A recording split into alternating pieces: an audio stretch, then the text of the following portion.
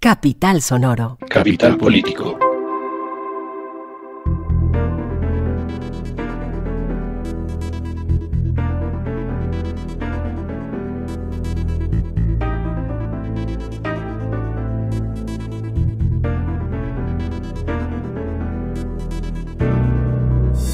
Capital Político es un podcast que se ocupa semana tras semana de las noticias más importantes de Colombia, Bogotá y el mundo.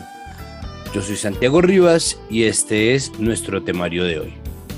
Vamos a empezar hablando sobre la JEP, porque se realizó una audiencia para el reconocimiento de violencias y crímenes dentro del macrocaso 01, el caso de secuestro, es decir, que el antiguo secretariado de las FARC estuvo reconociendo frente a víctimas del crimen horripilante del secuestro su responsabilidad y su culpabilidad en la creación de un sistema que privilegió esta táctica criminal.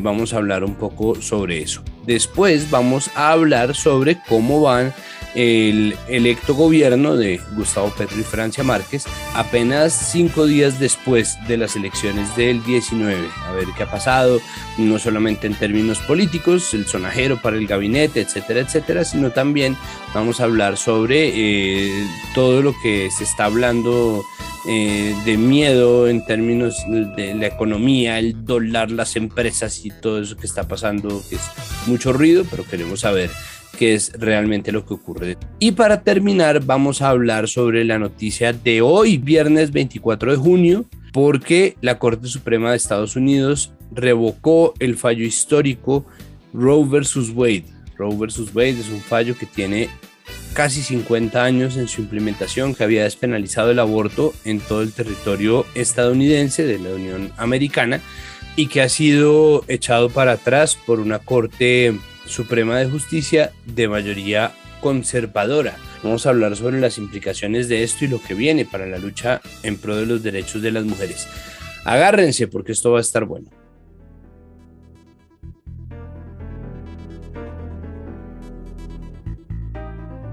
Empezamos, tal como les dije, con la JEP, la Jurisdicción Especial de Paz, que ha estado avanzando en varios casos. Ya tuvimos la oportunidad de ver algunas audiencias en donde hubo careo entre las víctimas y los victimarios, en donde exmilitares hablaron sobre el caso 03 de los mal llamados falsos positivos. Esta vez se hizo una audiencia con el antiguo secretariado mayor de las antiguas, ya acabadas FARC, ahora Partido Político Comunes, para hablar sobre el macrocaso 01 de secuestro. Frente al secretariado de las FARC se sentó una mesa de víctimas que hablaron sobre el daño que fue hecho a ellos por medio del crimen horrible del secuestro. Estas son algunas voces de esa audiencia. El secuestro es tal vez una de las más graves lacras que arrastró nuestra sociedad dentro del conflicto. Hoy en día, al escuchar a las víctimas y asumir como propias sus historias, comprender ese dolor que infligimos y reflexionar profundamente, llegamos a la conclusión que injustificadamente sancionar a una persona con trabajos contrarios a su voluntad, que no es válido ni es ético. Este acto de reconocimiento tiene la dureza, tiene la profundidad de poder despejar toda esa nube que encierra la guerra, que enceguece. Soy responsable por omisión y cadena de mando por delitos como homicidios, desaparición forzada, tratos crueles e inhumanos y tortura que afectaron la dignidad de los secuestrados y sus familias. Para este tema tenemos varias voces invitadas. Para empezar, una reportería de Viviana Bello, periodista investigadora de Mesa Capital, la franja de opinión de Canal Capital, a la cual pertenece, por supuesto, este podcast. Y Viviana entrevistó a Eduardo Cifuentes, el presidente de la JEP. Viviana, adelante. Santiago, muy buenas tardes. Nosotros hablamos con el presidente de la Jurisdicción Especial para la Paz, Eduardo Cifuentes. Escuchemos. Bueno, es trascendental este momento en el que el antiguo secretariado de las FARC por conducto de Rodrigo Londoño, ha aceptado las imputaciones que le formuló la Jurisdicción Especial para la Paz, la Sala de Reconocimiento, en relación con los secuestros, las graves privaciones de la libertad, los crímenes de guerra y delitos de lesa humanidad asociados a este gravísimo crimen. Le corresponde a la Sala de Reconocimiento entrar a continuación a determinar si es un reconocimiento genuino, si se ha hecho un aporte de verdad, e igualmente tomar en consideración las demandas de las víctimas. Si esto es así, dictará entonces una resolución de conclusiones en un término aproximado de 3 meses. Dos de las víctimas que han hablado han dicho que falta todavía verdad. Por ejemplo, la exigencia que hicieron de que se hable de los posibles instigadores políticos que impulsaron a las FARC a secuestrar contradictores políticos. Esta es una responsabilidad que se deriva para los máximos responsables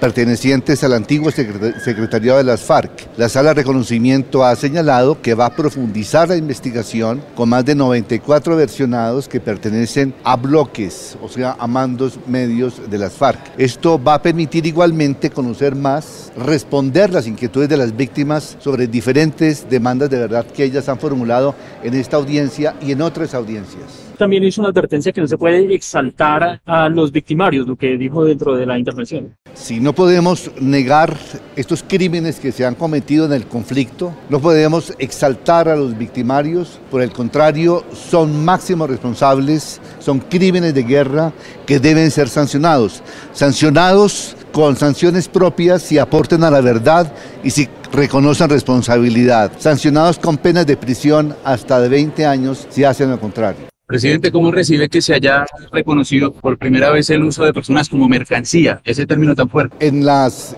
imputaciones formuladas por la JEP se pone de presente cómo los secuestrados, las víctimas, fueron tratadas como instrumentos y como cosas. Ellos han aceptado ese reconocimiento y esto es muy importante para los fines de la jurisdicción, que es buscar la verdad y a través de la verdad también restaurar a las víctimas y reconocer su dignidad. Presidente, ¿qué va a pasar con calificación jurídica de esclavitud? ¿Va a pasar al Tribunal de Paz? Uno, y segundo, pues está claro que las víctimas no están conformes con este reconocimiento.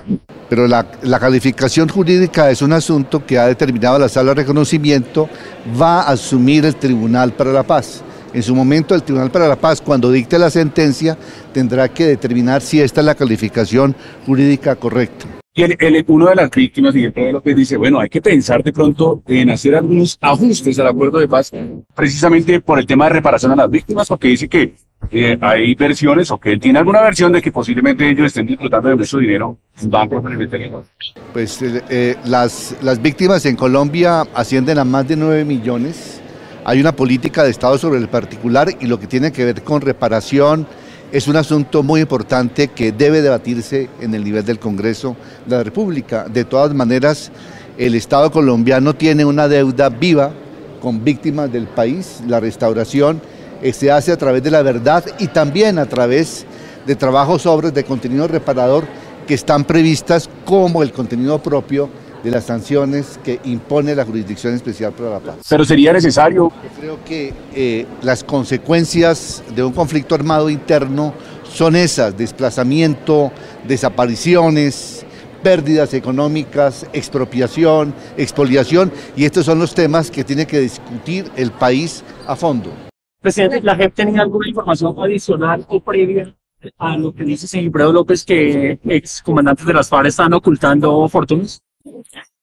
Este macrocaso se refiere al delito de secuestro, a la desaparición forzada, a los asesinatos y homicidios vinculados a esa política, a ese patrón de criminalidad.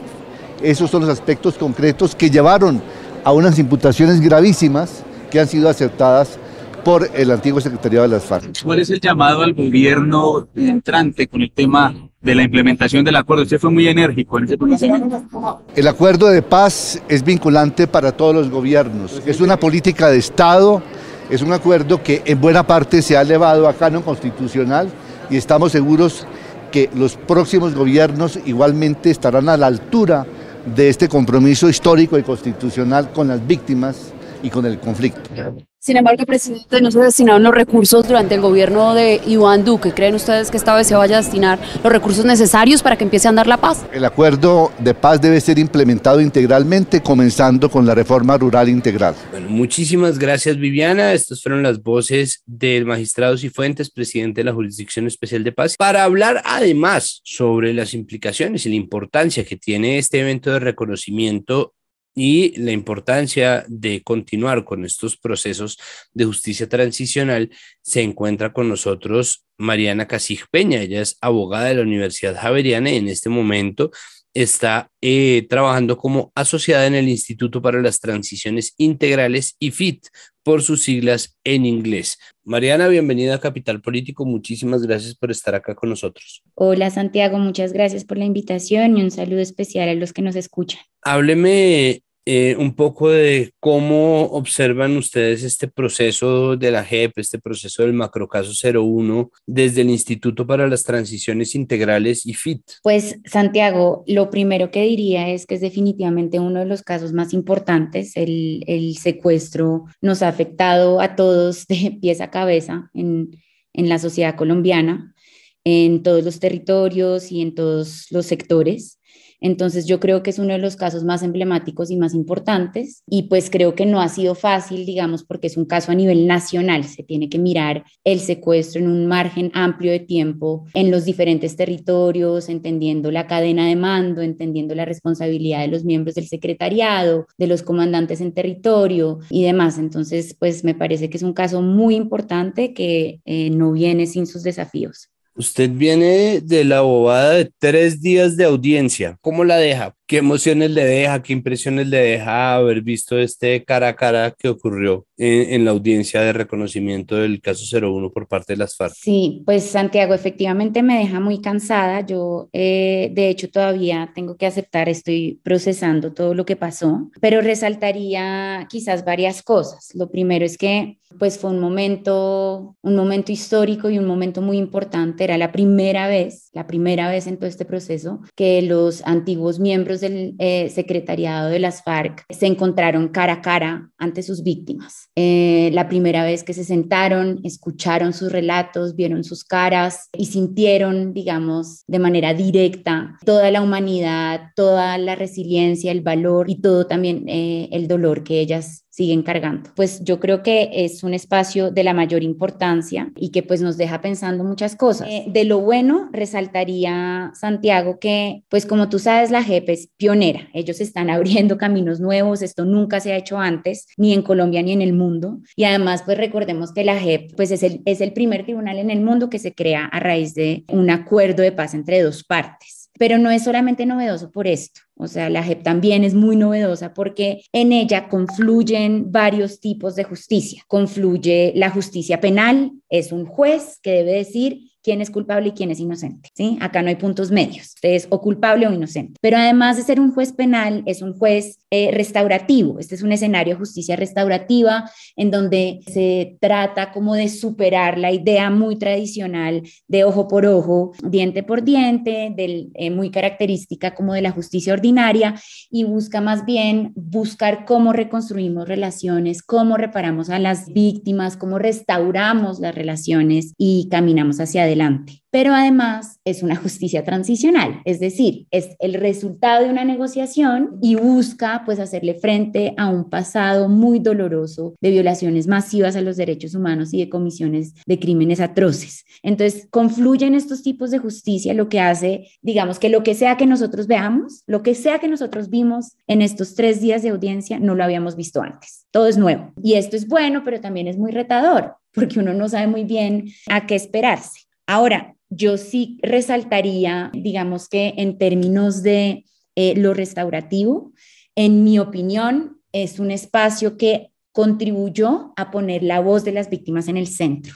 En estos 3 días de audiencia, por supuesto, escuchamos a los miembros del secretariado, pero escuchamos sobre todo a las víctimas, a unas víctimas empoderadas, fuertes, valientes, hablándole a los máximos responsables, a quienes tomaron las órdenes y que causaron tanto daño en sus vidas, en sus familias. Unas víctimas empoderadas hablándoles de frente, contando su relato y contándonos a la sociedad colombiana lo que tuvieron que vivir. Y yo creo que esto, digamos, ayuda a volver a equiparar o a balancear, digamos, unas relaciones supremamente asimétricas que habían resultado del conflicto. Pero diría quizás también y resaltaría cómo fue la actitud o el comportamiento de los miembros del antiguo secretariado de las FARC, Santiago, porque me parece también importante resaltar la transformación que hemos visto en su discurso, en su narrativa, en el uso de las palabras. Cuando este proceso empezó, que ni siquiera podían hablar de secuestro, no sé si recuerdas, al principio ni siquiera hablaban de secuestro, y cuando lo hacían, habían algunos tonos en alguna medida como no justificantes, pero sí en alguna medida que hablaban de errores y no de crímenes. Hoy en día vemos a antiguos miembros de las FARC que hablan de secuestros sin rodeos, que lo hacen sin justificación, que reconocen que estos son crímenes de lesa humanidad y que mostraron sincero arrepentimiento. A mí me pareció realmente muy impactante también ver el uso de algunas palabras como nos avergonzamos, como la guerra deshumaniza, nosotros no veíamos caras, veíamos números y hoy en día sentimos el dolor que causamos y nos sentimos profundamente avergonzados porque lo que quisimos hacer en nombre de una causa noble, lo que terminó haciendo es destruir, digamos, ir en contra de nuestros principios. Entonces yo creo que esto es algo que se puede resaltar y que yo creo que se logra precisamente porque el escenario es distinto. Es un juez restaurativo, es un juez que busca acercar a las partes y permitir este diálogo. Claro, es un triunfo que se evidencia no solamente si se observa a las víctimas, sino también en los victimarios. Creo que eso siempre ha sido lo más llamativo porque es muy similar a lo que pasó en las audiencias de Ocaña y después en Soacha, en el caso 03 de ejecuciones presentadas como bajas en combate. De acuerdo. Aunque yo diría quizás, ahora que lo mencionas, resaltaría tal vez algo que queda pendiente. Y es que, como quizás sabe Santiago, hay como una diferencia en metodología entre los dos casos. El caso de lo que llamamos, como de manera coloquial, los falsos positivos, ese caso es un caso que va de abajo hacia arriba. Entonces empezó la magistratura, empezó la JEP a hablar con soldados de unos rangos más bajos y va a ir subiendo, entonces empieza a nivel territorial y luego va a llegar a nivel central. En el caso del secuestro ocurre diferente. Empiezan las conversaciones a nivel central con los miembros del secretariado, sin perjuicio de que se hayan adelantado ya varias versiones en territorio con exguerrilleros rasos o mandos medios, pero la metodología es distinta. ¿Y esto qué hace? En Ocaña, por ejemplo, pues el reconocimiento, uno podía hablar con la persona que estuvo ahí, ¿sí? Entonces, las solicitudes o los clamores de las víctimas de yo quiero entender quién lo hizo, qué dijo mi familiar en este momento, qué pensó, por qué lo hicieron ahí, quién dijo, esas preguntas son preguntas que se pueden responder más fácilmente en esta metodología, pero que queda un pendiente, una deuda en términos de la política. ¿Quién estaba detrás de todo esto? ¿Cómo es posible que los falsos positivos no se cometieran de manera aislada en un territorio, sino que esto se volvió algo a lo largo y ancho del territorio nacional? En el caso de secuestro ocurre un poco a la inversa y digamos, resalto también que hay una deuda tanto en el uno como en el otro, y es que en esta audiencia de reconocimiento, como te mencionaba, yo resalto mucho, digamos, el valor de la transformación de los antiguos miembros del secretariado de reconocer sin rodeos, de llamar las cosas por su nombre, de reconocer el daño tan profundo que le causaron a las víctimas, a sus familiares, a la sociedad en general. Pero hay preguntas que tienen las víctimas que no se podían contestar en ese espacio, ¿sí? A la víctima quisiera saber quién dio la orden, pero quién le disparó y por qué le dispararon, y quién pidió que nos pusieran las cadenas, qué dijo, quién fue el que dijo que mi hijo supuestamente era un informante, o dónde está mi hermano, dónde está mi papá, dónde está mi mamá, ¿sí? Yo quiero encontrarlo y poderle dar una digna sepultura. Y todas estas solicitudes y requerimientos que muy justamente piden las víctimas, pues es algo que tendrá que venir y que se dará, ojalá, en los espacios territoriales que se vienen en los siguientes meses, porque esa respuesta no la tienen necesariamente los miembros del antiguo secretariado, sino la tendrán personas que estuvieron ahí, mandos medios o guerrilleros rasos. ¿A qué se debe esa diferencia en la metodología? ¿Algo en especial o es una elección de cada magistratura encargada del caso? Pues yo diría que ambas cosas. Primero es una decisión de los magistrados, pero también tiene sentido por el tipo de actor con el que estás hablando. Las FARC deciden firmar un acuerdo de paz, deciden desmovilizarse y los máximos responsables de las FARC son claros. ¿Sí? Acá no hay duda, sabemos quiénes son los miembros del antiguo secretariado y son las 7 personas que estaban sentadas durante los últimos 3 días en la audiencia, ¿sí? Acá no hay duda, sabemos, ellos construían las políticas, asistían a las conferencias y expedían, digamos, sus decisiones que los demás en la estructura tenían que cumplir. En el caso de falsos positivos, no se podría decir que esta claridad existe, ¿sí? Y hay mucho por esclarecer y se tiene que partir del caso a caso, de los diferentes territorios para comprender qué fue lo que nos pasó, ¿sí? Que ya hay un avance gigantesco, los 2 autos de definición de hechos y conductas que ha sacado la JEP hasta el momento en ese caso de falsos positivos nos dan muchísimas luces, ¿sí? Nos empiezan a contar verdades que no sabíamos como sociedad y empieza uno a entender un poco que sin querer decir que de ninguna manera que la fuerza pública es en sí misma una institución que se crea pues para matar civiles, sí ocurrieron cosas de un tamaño y de una manera tan generalizada que nos obliga a cuestionarnos cómo se utilizó la institucionalidad para que esto ocurriera de la manera que ocurrió. Entonces, en una tiene sentido que se vaya de arriba hacia abajo, en el otro tiene más sentido hacerlo de abajo hacia arriba. Mariana, muchísimas gracias. Yo para terminar le preguntaría si estamos obviando algo, hay algo que estemos omitiendo y que sea importante que no se esté viendo. Pues yo no sé si hay algo que no estemos viendo, Santiago. Lo que sí creo es que yo haría un llamado a los medios de comunicación y a la sociedad, porque por supuesto estamos en una coyuntura en donde tenemos unas elecciones que acaban de pasar, la sociedad todavía está procesando esa noticia gigantesca, pero lo que pasó estos últimos días es realmente algo histórico que nos debe hablar a todos, sin excepción, porque de esto, de la justicia que se imparta, de que entendamos todos que lo que pasó es inaceptable, de que todos como sociedad también visibilicemos y reconozcamos y dignifiquemos a las víctimas que han tenido que cargar sobre sus hombros toda la indiferencia, la frialdad, el dolor y las consecuencias de la guerra, pues de eso dependerá en enorme medida la no repetición y que nosotros podamos avanzar hacia una sociedad más reconciliada y más armónica. Entonces yo creo que, no sé si hay algo que no estemos viendo, pero yo sí creo que es importante poner esto sobre la mesa, darle la importancia que tiene para la historia, para la memoria, para la dignidad, para la no repetición y pues seguir avanzando. Y yo creo que lo que se viene, Santiago, en términos de las audiencias territoriales, exige también, digamos, atención, cuidado, escucha. Esto duele mucho. Yo personalmente me siento bastante agobiada en este momento con todo lo que escuchamos los últimos días, pero tenemos que poder oírlo porque es nuestra historia y tenemos que aceptarla, entenderla, para que esto no nos vuelva y no nos siga ocurriendo. Muchísimas gracias por aceptar la invitación y estar aquí con nosotros en Capital Político. Bueno, Santiago, a ti por la invitación y un especial saludo.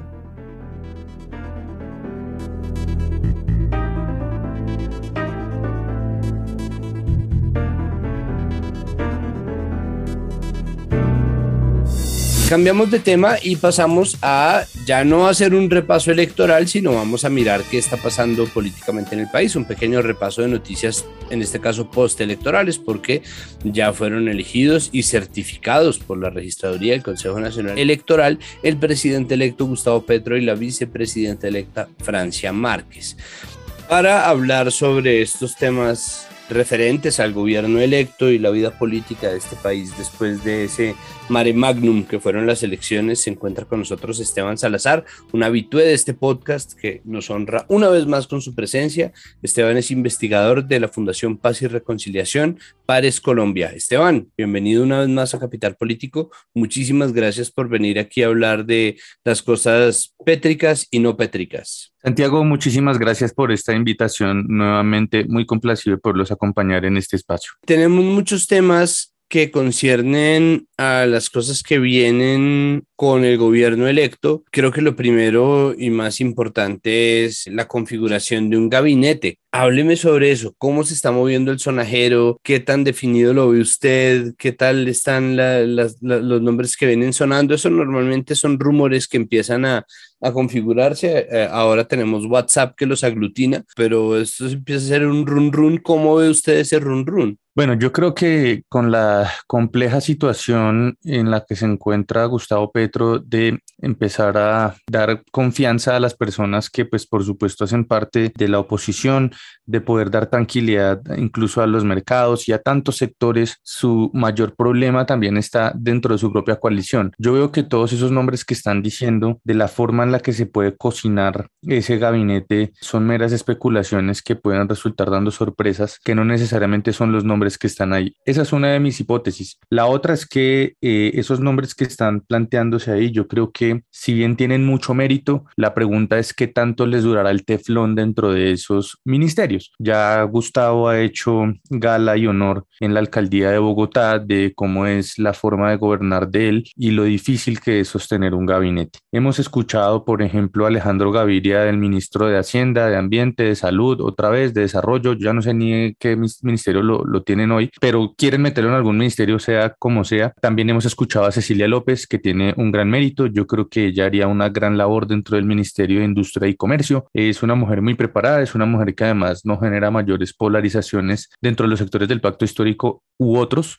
Tenemos confirmados por lo menos en este momento a la vicepresidenta Francia Márquez como ministra de la Igualdad. También ha sonado dentro de ese escenario Luis Gilberto Murillo, bien sea dentro de alguna cartera ministerial o como embajador en Washington. Por supuesto, se había nombrado a Mabel Lara para ser ministra de Cultura, pero por el estatuto de la oposición, ella tendría la imposibilidad en este momento de ocupar dicha cartera porque no solamente aspiró a un cargo de elección popular por un partido que se va a declarar independiente, lo que le impediría hacer eso, sino que también pues participó dentro de las elecciones previas al proceso de la selección que vemos hoy. Esos son tal vez algunos nombres que están todavía rondando por ahí. Se ha hablado de Luis Fernando Velasco como Ministerio de Justicia, que yo la verdad creo que pues ese nombramiento no tiene mucho sentido. Luis Fernando ha hecho una labor desde el Congreso más en temas de minas, de transición minero-energética, y bueno, yo creo que aquí estamos haciendo es burocraciología, tal vez jugando a especular entonces bajo las capacidades y las negociaciones que están. Pero si te digo algo, pues Santiago, que ya se empiezan a dar puntadas de lo que va a ser tal vez un escozor grande y desilusionante de los mismos miembros del pacto, no porque uno reconozca que a nivel ideológico sea difícil que Roy Barreras sea el presidente del Congreso, sino porque es importante que ellos entiendan que primero ya no están en la oposición y segundo, hacer campaña no es lo mismo a gobernar. Ellos tienen que garantizarse, por supuesto, un espacio de gobernabilidad y tramitología que les permita llevar a buen puerto los proyectos de ley y, por otro lado, las políticas públicas, planes, programas, proyectos y contratos que tengan que ejecutar para lograr esos objetivos tan ambiciosos que tienen.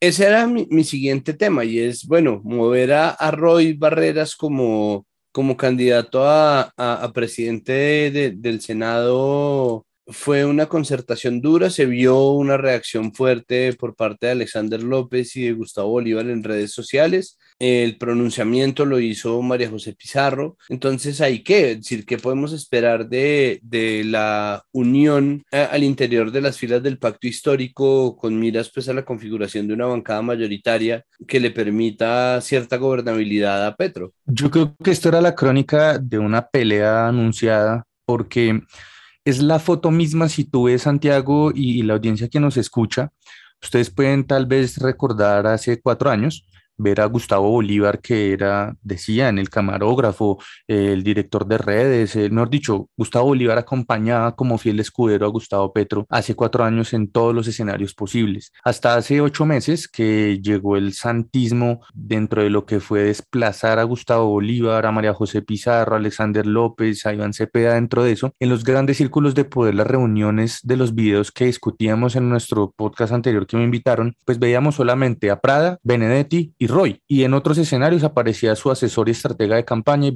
Verónica Alcócer, pero no veíamos en absoluto ni a Gustavo Bolívar, ni a Francia Márquez, ni a Alexander López, ni a Dida Bella, ni a Iván Cepeda, ni a ninguno de los que incluso le han dado cobijo y le han dado espacio a Gustavo Petro en la UP para avalarlo en cuanto proyecto él se le ha ocurrido, y ellos han estado ahí. Entonces, claro, el hecho de que en este momento se esté viendo esa disputa, yo creo que eso era algo que se sabía que iba a suceder dentro del pacto histórico, pero que no se ve bien dentro de sus simpatizantes. Y no se ve bien porque es difícil entrar en esa realidad de la mecánica legislativa y de la mecánica política y burocrática cuando se sobreentiende que una persona como Gustavo Bolívar o María José Pizarro o Alexander López no convocan mayorías en el Congreso, y más si lo han vilipendiado y han tratado mal a sus compañeros durante tanto tiempo.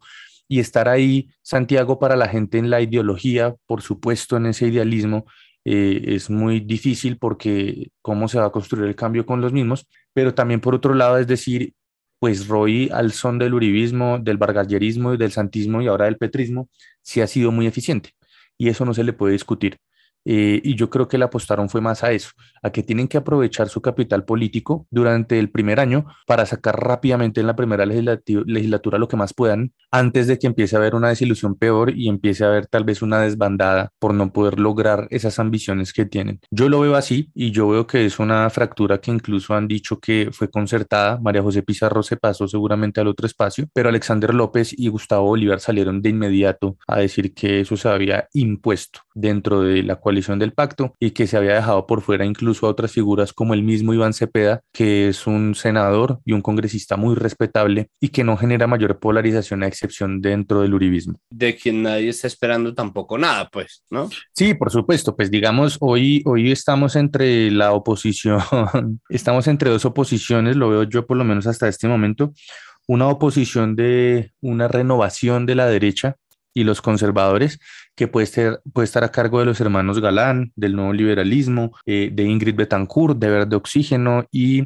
de un sector del rodolfismo, si es que se constituye como partido, y del Partido Conservador e incluso Cambio Radical. Y hay otro sector que es el sector radical, que entonces puede decir una nueva derecha o una derecha peor aún de radicalizada, en la cual sería un gran favor para el uribismo que escogieran a María Fernanda Cabal, que creo que es quien tiene toda la lucidez para hacerlo de una forma supremamente irracional, y seguramente que convocará todas las pasiones de someter a cualquier cosa que haga el petrismo al escarnio y a la oposición. Hablando de los sapos que la gente siente que se está tragando, ¿qué pasa con esta reunión entre Uribe y Petro? Pues ahora mismo en el posuribismo, Uribe se dio cuenta que su proyecto político ya no convoca, está enfrentándose ya a el ocaso del patriarca, en donde seguramente para poder llegar dignamente a su vejez tendrá que políticamente plantearse algún giro. Creo yo que puede ser un escenario de 180 grados, en donde sencillamente él permita que se tramiten algunas cosas, él permita que se pueda plantear un futuro en el país dentro del cual se respeten unos mínimos en ese escenario. Y está el otro espacio en donde, como diría Rodolfo Hernández, pues hablar es gratis, escuchar es gratis, discutir y dialogar es gratis. No pierdo nada yendo allá y tal vez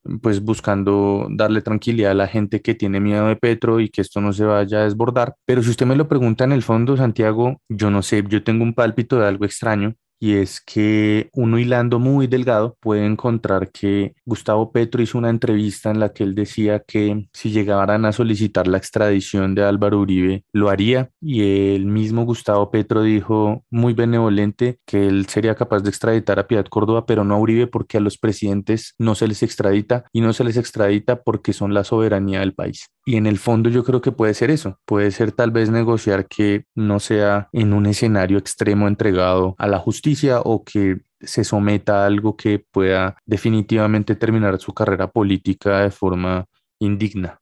O la otra cosa, la otra noticia grande fue la configuración de un equipo de empalme. ¿Cómo va el proceso? ¿Qué características cree usted que va a tener este proceso?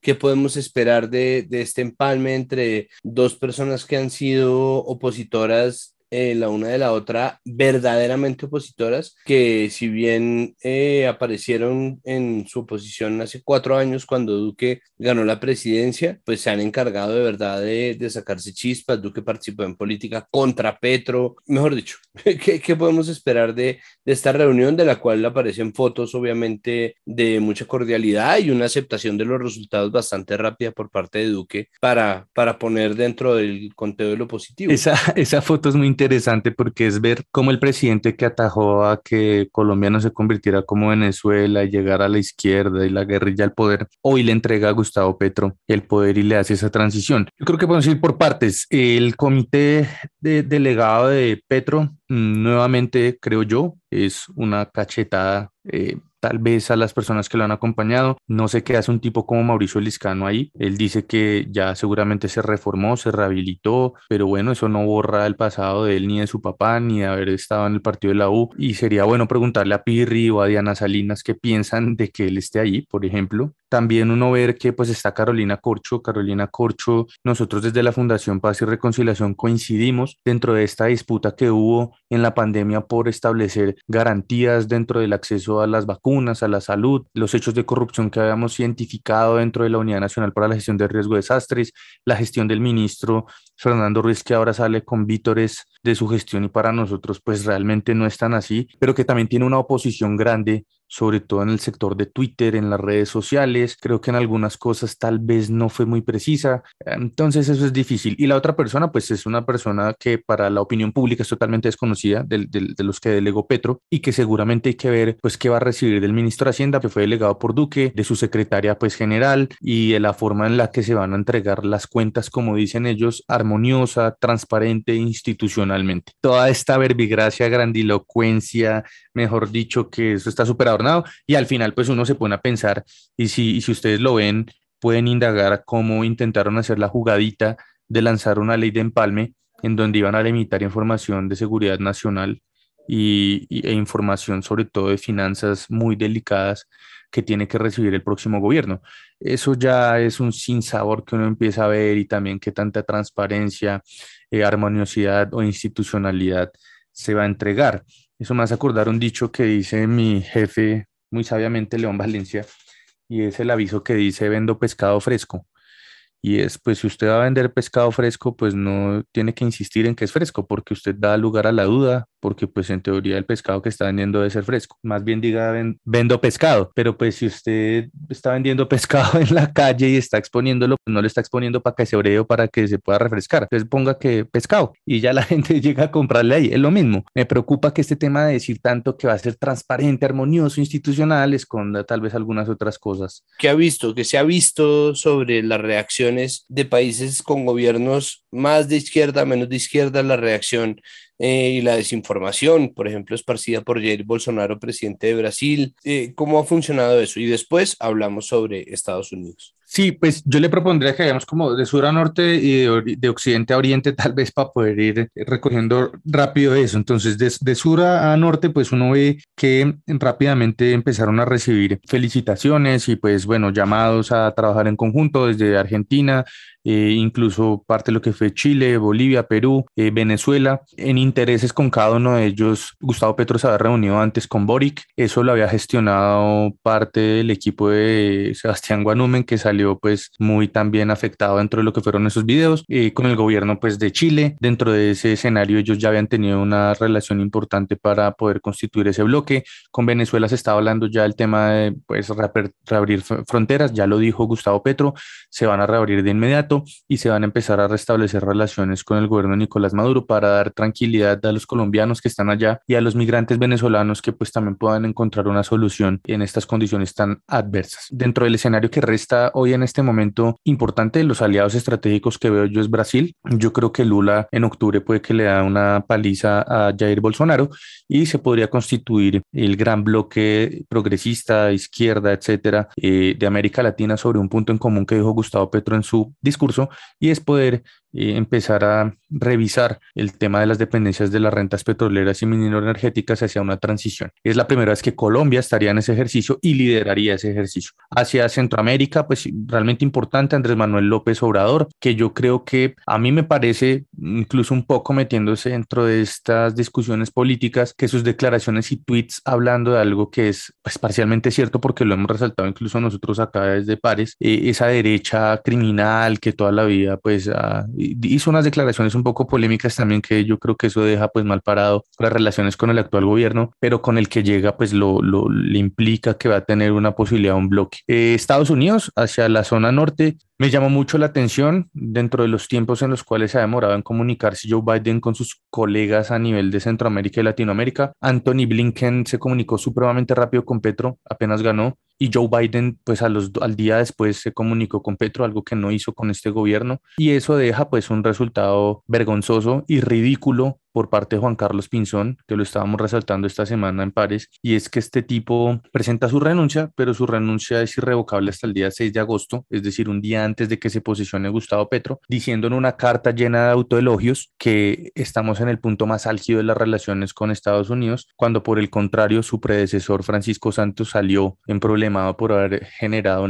una influencia indirecta en las elecciones de Estados Unidos. Me parece perfecto. Yo simplemente quiero entonces ahí cerrar recordando que en el lunes de esta semana, hablando con Sandra Borda, Sandra dijo que precisamente lo importante era ver que en el discurso de Petro existía algo parecido a un plan en términos de la designación de la misión diplomática colombiana, pero además de eso, que es la oportunidad de nombrar un servicio diplomático competente. Obviamente lo de Pinzón pues es vergonzoso porque se trata de una persona que no quiere perder un día de sueldo, pero lo que no quiere es que lo haya echado Petro, que es la cosa más protocolaria, porque es lo normal que entre un presidente nuevo y cambie el cuerpo de embajadores, pero en fin, ¿qué se nos está quedando por fuera? ¿Se nos queda algo en el tintero? Sí, yo te diría de pronto tal vez tres cosas. La primera, ya de Occidente a Oriente en los hemisferios, tema de la carta que le envió ayer Vladimir Putin a Petro en su reconocimiento. Ya algunos empezaron a decir que, mejor dicho, va a llegar aquí pues la Unión Soviética otra vez y Stalin y Lenin nos van a convertir en eso, que eso es absurdo, pero sí genera un poquito de escozor con una cosa, y es el conflicto que hay entre Ucrania y Rusia, en donde Gustavo Petro incluso se distanció de ese conflicto y él mismo planteó que ese tipo de invasiones era algo problemático. Eso me parece interesante. Segundo punto, Unión Europea. La Unión Europea en este momento está enfrentando una crisis interna propia, pero hay que decir que la voluntad de acompañar los acuerdos de paz ha sido irrevocable, irrenunciable, y yo creo que por ahí se puede empezar a gestionar mucha cooperación internacional en una agenda que coincide con Gustavo Petro, y es retomar la implementación efectiva del acuerdo de paz, buscar garantes para la negociación con el ELN en Cuba,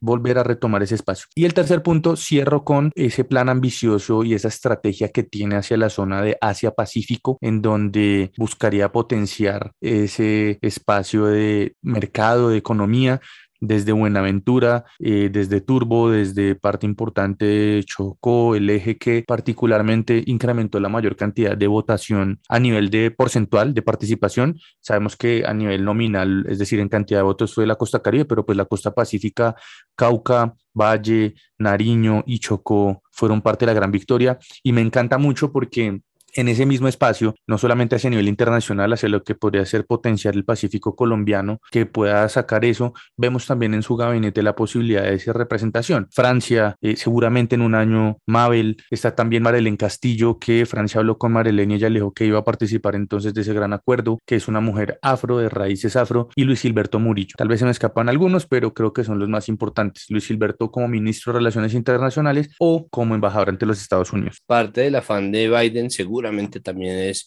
la urgencia que tiene de bloquear a China regionalmente y la forma en que ha venido creciendo como socio comercial de muchos países, hace que obviamente Colombia, que es un aliado histórico de Estados Unidos, entre dentro de esa ecuación, pero pues está también por verse qué va a seguir ocurriendo en términos de geopolítica, a ver qué pasa con la apertura de las fronteras en Venezuela.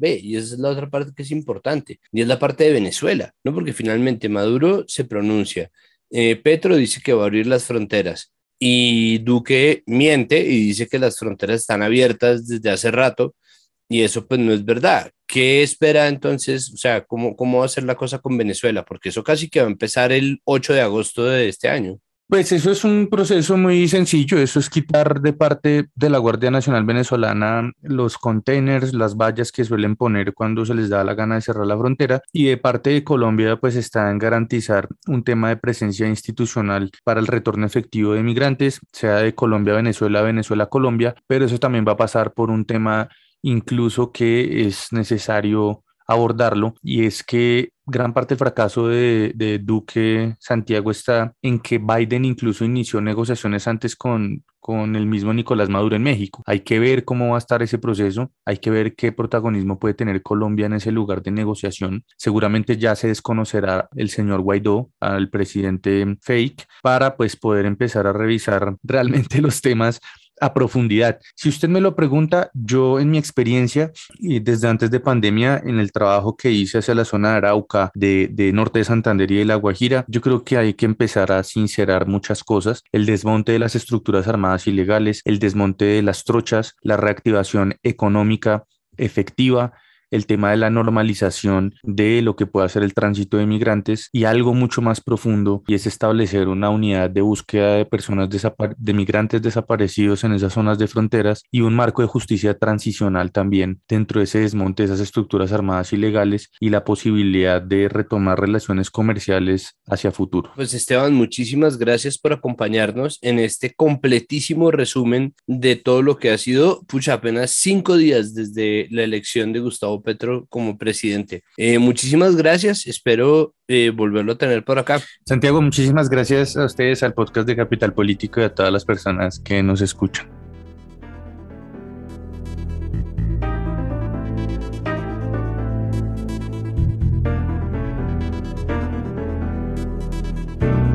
Nosotros seguimos en el tema del gobierno electo porque una de las repercusiones más temidas por las personas y más publicitadas por muchos medios, sin que haya necesariamente una verificación y tratándose de problemas muy complejos, pues son las repercusiones económicas de la elección de un gobierno de izquierda. Hay que recordar que la vida republicana de Colombia no ha tenido un solo gobierno ni progresista ni de izquierda, y que un poco el miedo a eso que puede pasar, pese a que ya hubo una llamada con el secretario de Estado de Estados Unidos, que ya hubo una llamada con el presidente de Estados Unidos, Joe Biden, pues obviamente ha generado pues mucho resquemor y temores, y en los medios se ha visto mucho hablar sobre el dólar y todo. Bueno, el caso es que para hablar sobre estos temas, el pánico económico que pueden generar, en lo que se puede incurrir y lo que realmente es y no es verificable, vamos a hablar con la economista María Fernanda Valdés, que ya había estado con nosotros hablando sobre los programas de gobierno previos a la segunda vuelta de las presidenciales. María Fernanda, bienvenida a Capital Político. Muchísimas gracias. Hola Santiago, muchas gracias por la invitación.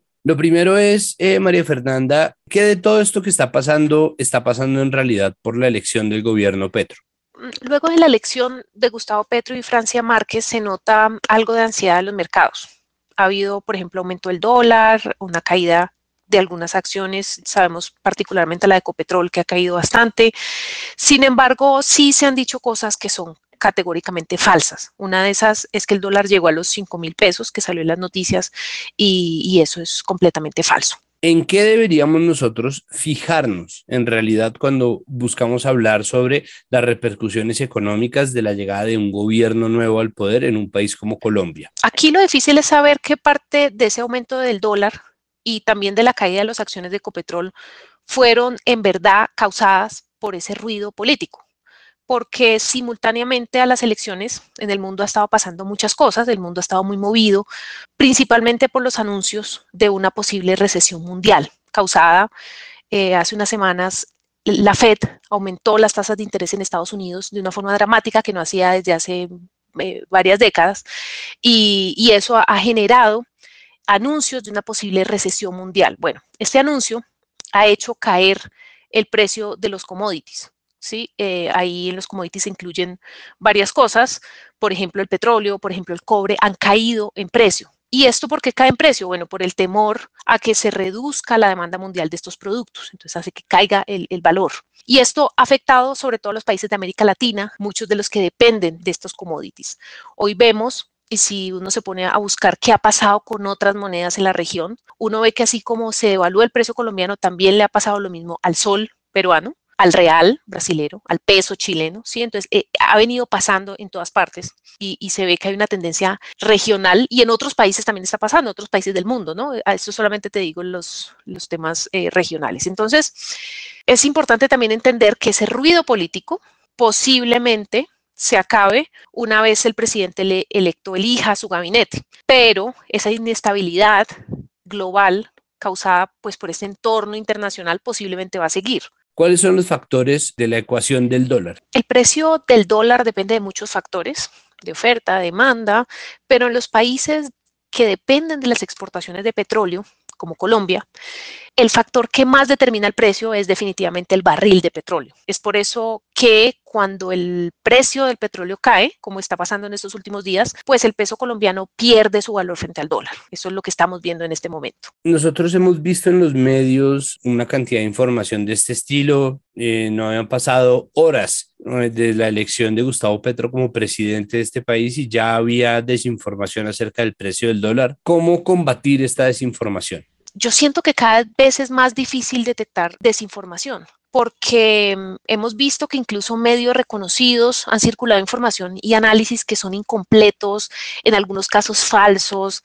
Entonces yo creo que hoy en día lo que yo recomendaría es tratar de leer para estos temas a medios económicos especializados, porque yo siento que estos sí han presentado de pronto un análisis un poco más certero, un poco más profundo de lo que está pasando en Colombia y en lo que está pasando en el mundo. Entonces, en condiciones normales uno dice, bueno, para detectar, digamos, fake news, pues no lean por ahí cadenas de WhatsApp, pero estamos en un momento en que incluso en los medios reconocidos están circulando fake news o noticias incompletas o mal analizadas. Entonces, creo que hay que empezar a leer medios un poco más especializados. Bueno, María Fernanda, muchísimas gracias por esta entrevista y pues bueno, esperamos tenerla de nuevo pronto en Capital Político.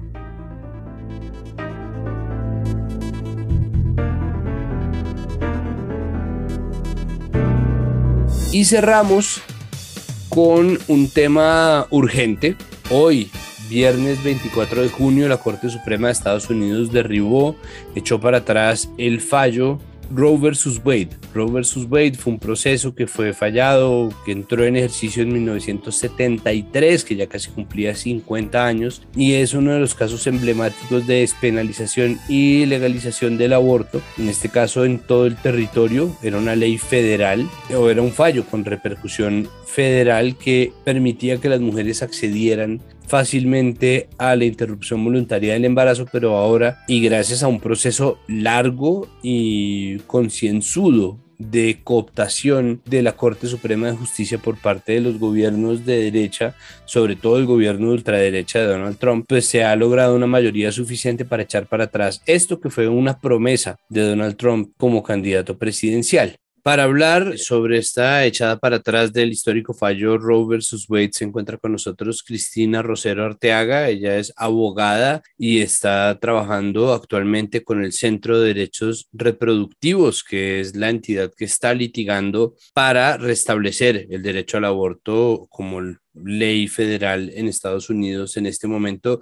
Cristina, bienvenida a Capital Político. Muchísimas gracias por aceptar nuestra invitación, además en la absoluta premura, porque esto acaba de pasar en la mañana del viernes. ¿Qué tal, Santiago? Muchísimas gracias por invitarme y muchas gracias también por ponerle atención a estos asuntos que son de muchísima importancia para nosotras. Bueno, hábleme por favor de la situación actualmente en Estados Unidos. ¿Qué pasa? ¿Cómo se piensa reaccionar a la decisión de la Corte Suprema de Justicia?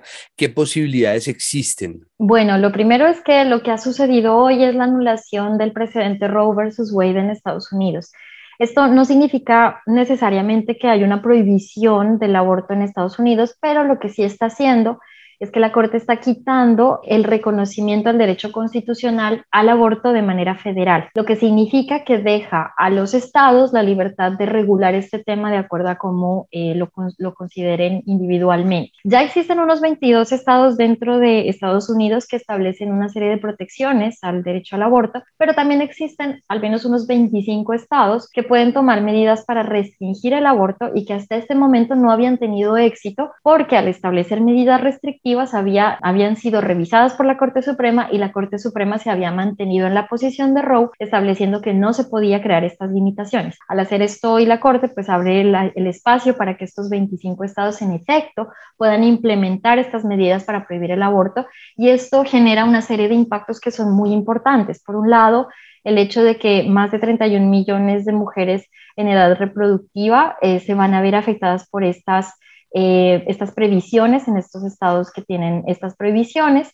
Esto también implica que para muchas mujeres el servicio se vuelve prácticamente inaccesible porque estarían rodeadas por estados en donde pueden crearse estas restricciones, y para desplazarse a estados en donde sí se provee el servicio tendrían que desplazarse al menos unas 4.5 horas, pensando además en el hecho de que muchas de las mujeres que necesitan acceder al aborto son madres o tienen trabajos en los que no pueden tener un permiso para poder hacer este desplazamiento, o bien no tienen los recursos para desplazarse. Se estima que al menos unas 100.000 personas estarían enfrentando negaciones para tener el acceso a servicios de aborto, y de forma general un 41% de las mujeres serían afectadas por este tipo de afectaciones a los servicios de aborto en general. ¿Cuál es el problema adicional a estas prohibiciones? Es que además las mujeres más afectadas por estas prohibiciones van a ser aquellas mujeres en las condiciones más difíciles, las mujeres migrantes en situación irregular, las mujeres que enfrentan pobreza y las mujeres racializadas. Es decir, con esta decisión lo que está haciendo la Corte es creando una serie de discriminaciones mucho más profundas y generando una brecha mucho mayor con aquellas mujeres que viven en las condiciones más vulnerables. No solamente preocupa esto, sino que además la Corte, con este retroceso de un fallo que se ha mantenido por 50 años, también está abriendo peligrosamente la puerta a una serie de restricciones a otros derechos que han sido protegidos por medio del derecho a la privacidad, como por ejemplo el acceso a los métodos anticonceptivos o el matrimonio igualitario. Y incluso dentro de la decisión, un voto del juez Thomas, que está de acuerdo con la decisión mayoritaria, en la que dice deberíamos empezar a revisar estas otras previsiones, lo que significa que eventualmente la Corte podría tener también otras decisiones adicionales en donde termine restringiendo aún más otros derechos que también han sido reconocidos por vía de la Corte. Entonces, sin duda, es un precedente muy preocupante, y pues para el Centro de Derechos Reproductivos, que ha acompañado, digamos, estos procesos desde hace muchos años en el país y ha estado involucrado en todos los litigios, pues sin duda es un día muy difícil de ver un retroceso tan grave en este contexto. Pues es que el nivel de retroceso es tal que uno de los jueces de la Suprema Corte, Clarence Thomas, que es tal vez el ala más a la derecha, sobre todo además se vio a su esposa Ginny Thomas participando de la insurrección del 6 de enero de 2021, Thomas escribe en una opinión que la Corte Suprema debería entonces reconsiderar Griswold, Lawrence y Obergefell, que son los fallos que protegen el uso de anticonceptivos, las relaciones entre personas del mismo sexo y el matrimonio entre personas del mismo sexo. Es decir, estamos a ese nivel de discusión en un país que era ejemplo de garantía de libertades civiles, al menos por ese lado. Totalmente de acuerdo, esta es una preocupación muy grande porque esto significa un riesgo para los derechos, no solamente frente a los derechos reproductivos y los derechos particulares de las mujeres, sino un retroceso en muchos otros temas, que además es un pésimo precedente al tratarse Estados Unidos de un referente para muchos países de la región. Dicen, hablando ahí sí de nuestros propios contextos, Cristina, que cuando a Estados Unidos le da gripa, Colombia estornuda. ¿Qué pasa con Colombia? Nosotros cuando se filtró esta información, nosotros hablamos con Catalina Martínez, que nos dijo que afortunadamente nosotros estábamos bastante mejor que Estados Unidos en términos de derechos de las mujeres, pues con el fallo histórico que consiguieron ustedes como miembros de Causa Justa. el 21 de febrero, pero me contaba usted por fuera de micrófonos que ya existe una reacción en Colombia acorde a la decisión de la Corte Suprema. ¿Qué pasó? ¿Qué puede pasar? Sí, hace poco nos enteramos, hace un momento, que el Ministerio del Interior ha solicitado la anulación de la sentencia C-055 del 2022, que es la que estableció la posibilidad de acceder al aborto hasta la semana 24 a voluntad de la mujer o de la persona embarazada, y a partir de allí bajo las 3 causales permitidas en 2006. Sin duda, pues parece ser una reacción también a lo que acaba de ocurrir en Estados Unidos. Para nosotras, lo primero es resaltar que, por suerte, digamos, en Colombia sin duda ha existido una historia de jurisprudencia que protege los derechos de las mujeres y en general los derechos constitucionales de una manera muy interesante. En Colombia, por ejemplo, tenemos mejores protecciones en términos de licencias de maternidad, en temas de derechos reproductivos ampliamente y también particularmente frente al derecho al aborto. Hay que recordar, por ejemplo, que en Colombia el derecho al aborto está reconocido como un derecho fundamental y que además en la sentencia C-055 pues la Corte no se limita solamente, por ejemplo, a repetir el precedente de Roe versus Wade, sino que lo que está haciendo es un análisis mucho más profundo de toda una serie de derechos que están siendo vulnerados por la penalización del aborto, que además están, digamos, en la base misma de la Constitución. Entonces la Corte dice, sí, penalizar el aborto como se encuentra en Colombia resulta en una violación a la vida, a la dignidad, a la integridad, a la salud, a los derechos reproductivos, la libertad de conciencia, el derecho a la igualdad de las mujeres migrantes, y el hecho de que el derecho penal debe usarse de manera mínima, únicamente cuando otras medidas hayan sido agotadas. Esto significa que nuestro fallo tiene un fundamento profundamente afincado en nuestra Constitución y que, digamos, el referente de Roe versus Wade no implica necesariamente la posibilidad de anular un fallo en Colombia. También hay que recordar, en especial frente a la petición del Ministerio del Interior, pues que no hay bases realmente para que se pueda establecer una nulidad frente a esta sentencia. La nulidad en el caso de la Corte Constitucional está muy establecida en unos casos bastante específicos. En toda la historia de la Corte Constitucional aparentemente solo se han anulado 3 o 4 fallos por circunstancias muy especiales, porque se presenta una gravísima violación al debido proceso, y pues en el caso del proceso que se llevó a cabo con causa justa eso no se puede ver, dado que, digamos, la Corte respetó la participación de todas las personas, permitió que todas las personas que deseen intervenir en el proceso puedan hacerlo a través de escritos, a través de cualquier tipo de manifestación dentro del proceso, permitió un debate bastante completo y bastante informado sobre las diferentes posturas alrededor del tema y le dio espacio a la tramitación de todas las solicitudes que los grupos de oposición presentaron, lo que significa que muy difícilmente se puede probar una violación al debido proceso, pues que realmente justifique una nulidad dentro del proceso. Entonces, para nosotras está claro que no hay viabilidad en estas solicitudes, pero sí dice mucho el hecho de que se solicite, en especial desde un gobierno que se opuso al cumplimiento de la sentencia, cuando claramente por su propia función y por su posición democrática debe acatar esos fallos de manera adecuada y debería estar trabajando en la implementación, ¿no? Entonces, sin duda, se nota que hay una reacción a partir de este retroceso que se ha dado en Estados Unidos, pero confiamos en que existe suficiente base jurídica y constitucional para que el fallo en Colombia no pueda ser cuestionado, que por el contrario, se necesita que tanto el Congreso como el Ejecutivo empiecen a trabajar de manera más clara en la implementación adecuada de esta sentencia. ¿Qué herramientas quedan en Estados Unidos? ¿Cómo se va a llevar a cabo el litigio para retornar al punto de partida o al menos al restablecimiento de Roe de alguna manera? Bueno, existen algunas posibilidades, en especial mediante el Women's Health Protection Act, que es un proyecto de ley que el Centro de Derechos Reproductivos había venido impulsando desde hace un tiempo y que de hecho recientemente tuvo el apoyo de la administración de Biden. No consiguió los votos para ese momento, pero sin duda es una de las opciones que se pueden barajar, en especial de cara a las nuevas elecciones que vienen próximamente en noviembre en Estados Unidos. Entonces, un tipo de regulación que pueda proveer más piso a la protección al derecho al aborto a nivel federal podría ser una de las opciones. Otra de las opciones también es mirar cuáles son las protecciones que se pueden establecer dentro de los propios estados. Como ya lo mencionaba, hay 22 estados que dentro de sus propias constituciones o dentro de su regulación o dentro de sus sentencias judiciales tienen ya una protección al derecho al aborto y podría evaluarse en qué estados se podrían establecer protecciones similares.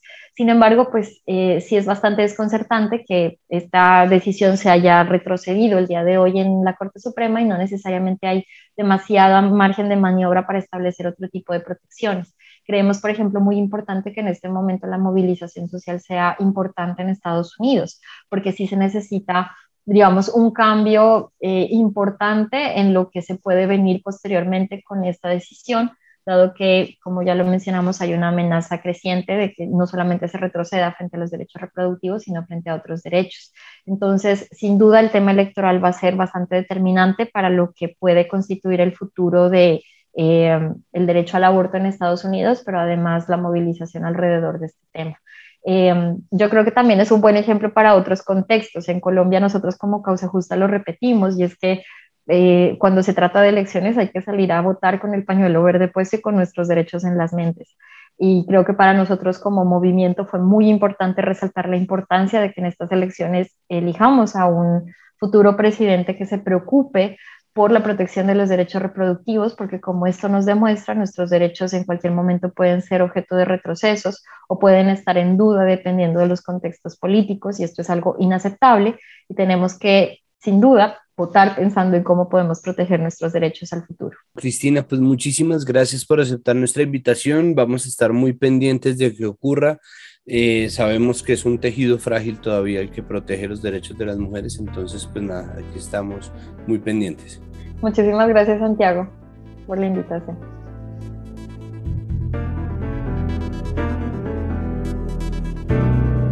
Bueno, y esto fue todo en Capital Político. Les agradecemos muchísimo su audiencia. Recuerden que nada de lo que pasa en Capital Sonoro podría pasar sin el trabajo arduo de nuestra productora María Alejandra Cuestas, de nuestro periodista investigador Juan Pablo Conto y de nuestro editor Cian Bernardo González. Recuerden también que esto es comunicación pública, es decir, no necesitamos de un muro de pagos ni de un sistema de suscripciones, al contrario.